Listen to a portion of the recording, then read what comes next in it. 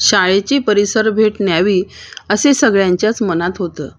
श्रावण सोमवार असल्याने सर्व मुलांना केळी देण्यात आली.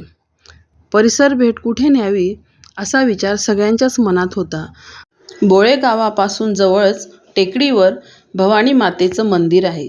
त्या ठिकाणी परिसर भेट न्यावी असे सर्वानुमते ठरविण्यात आले. त्यानुसार ठरल्याप्रमाणे सर्व परिसर भेटीसाठी निघाले. मुलांना खूप मजा येत होती. सहल म्हटली म्हणजे मुलांना खूप आनंद वाटतो. काही मुले तर आनंदाने उड्या मारत चालत होती. खूप मजा करत होती. सर्वजण परिसर भेटीसाठी उत्साही होते. वातावरण खूपच छान होतं. आजूबाजूचा परिसर छान होता. सर्वीकडे हिरवेगार दिसत होते.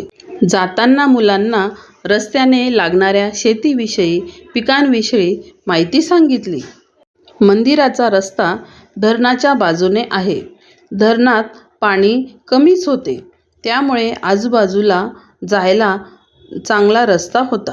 मुलांना धरणाविषयी माहिती सांगितली. धरण कसे असते, धरणाचे उपयोग काय, धरण का बांधलेले असते याविषयी सांगितले. मुलं चालून दमली असतील म्हणून मुलांना थोडा वेळ बसवले व त्या ठिकाणी सर्वांनी केळी खाल्ली. धरण पाहून झाल्यावर थोडा विसावा घेतल्यावर पुढच्या प्रवासाला सुरुवात झाली आणि ते बघा लांब टेकडीवर भवानी मातेचे मंदिर दिसू लागले. मंदिराच्या आतली जागा खूपच कमी आहे. एका बाजूने बसून आत जायचे व दुसऱ्या बाजूने बसून बाहेर निघायचे. आम्ही दर्शन घेऊन देवीची आरती केली. जय देवी जय देवी जय महिषासुरमर्दिनी सुरवर ईश्वर वरदे तारक संजीवनी जय देवी जय देवी भुवने भुवनी पाता तुझैसे नाही चारी श्रमले. मंदिराला 2 दरवाजे आहेत. एकाने आत जायचे व दुसऱ्याने बाहेर यायचे.